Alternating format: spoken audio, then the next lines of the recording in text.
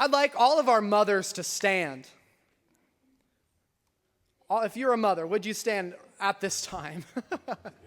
Let's all give them a hand. You can sit down. You have one of the hardest jobs in the whole world. Truthfully, you are the ones that are guiding and directing the next generation and our next leaders of this church and of our community and our world. And so, really, you truly do have such a great and awesome task in front of you. Mother's Day. It is a beautiful day to honor and the sacrifice and love that our mothers have given us all throughout the years. As with any holiday, it comes with its challenges.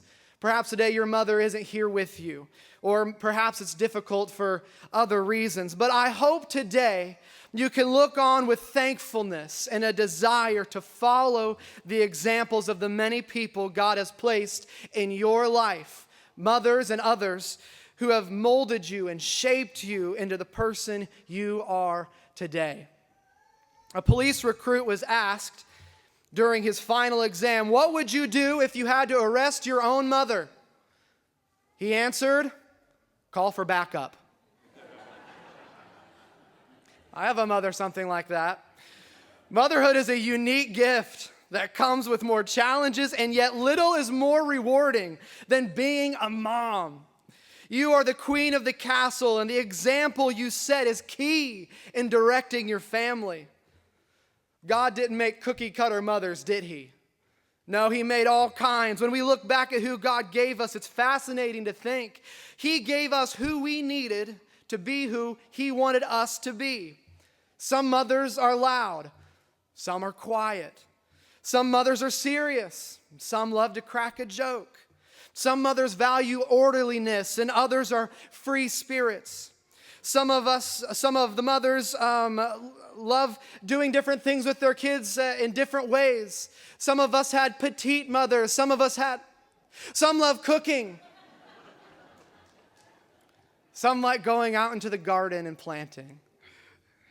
There's a whole plethora of personalities and gifts and talents that God has given each of our mothers to create the world we have today. And when I was thinking about what I wanted to say to you on a Mother's Day, what could I add to the topic? I don't have children, and I don't know if you can tell, but I'm no mother. But I do know that I had a wonderful mother, and I was blessed with some of the best. And I'm beyond thankful for her, and she showed me what following Christ really looks like. So personally, I might not be able to add to the subject, but I do know when I reflect on who God gave me, I can tell you I'm so thankful. Some of my mother's traits parallel very well actually with one of the most famous moms in the whole Bible. We're turning to 1 Samuel chapter 1, and we read of the story of Hannah. Now, when I read of her story, there's just a couple things that I'm very thankful for. When I first start out the chapter, it reads in verse 1, "Now there was a certain man of Ramathaim Sophim, of Mount Ephraim, and his name was Elkanah, the son of Jehoram, the son of Elihu, the son of Tohu, the son of Zuph, an Ephrathite." When I read that, I was thankful immediately that my mom didn't name me Tohu. And I certainly am thankful she didn't name me Ramathaim Sophim. There's no chance I could spell that today. But most likely you know the story well. You've read this before. Hannah was one of two wives of the man Elkanah. Peninnah was his other wife, was able to have many children, but Hannah was not. And it grieved her terribly for obvious reasons. But moreover, Peninnah would make fun of Hannah and would rub it in her face. Ugh, what a terrible woman. But nevertheless, despite her grief and sorrow, she was consistent. She was consistent in her relationship with God. I read here in verse 7. Actually, let's go to verse 6. "And her adversary also provoked her sore, for to make her fret because the Lord had shut up her womb. And as she did so, year by year, when she went up to the house of the Lord, so she provoked her. Therefore she wept and did not eat. The pain was great, but she remained consistent through it all. This is the mark of a true believer and of a good mother. Consistency. You can be sure that your children are watching every move you make and not just your little ones. As kids grow into the teen years, they're watching their parents to see if they really are true blue and if they measure up or if there's any measure of give in their beliefs. Mothers, give your children the gift of consistency. Growing up, my family had their share of struggles, as most families do. And there's no such thing as a perfect family, by the way. It's so easy to look perfect when we come to church on a Sunday morning. But there's no such thing as a perfect family or a perfect life. There are going to be challenges that you will face. Yours might be different from the family sitting in front of you or behind. But rest assured, at one point or another, everyone has a mountain to climb. But even in some of the hardest times growing up, I never questioned if my mom was true blue.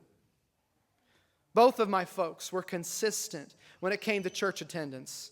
If the church doors were open, my family was there. Sunday morning, like this, a morning like today, Sunday night, and even Wednesday night.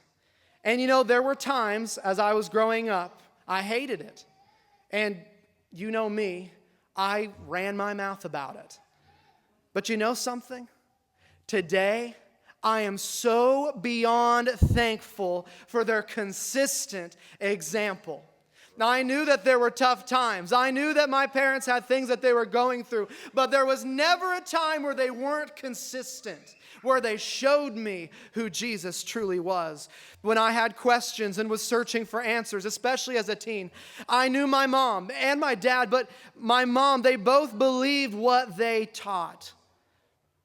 I never had an excuse not to serve God because they showed Him to me every single day. Moms, give your children the gift of consistency.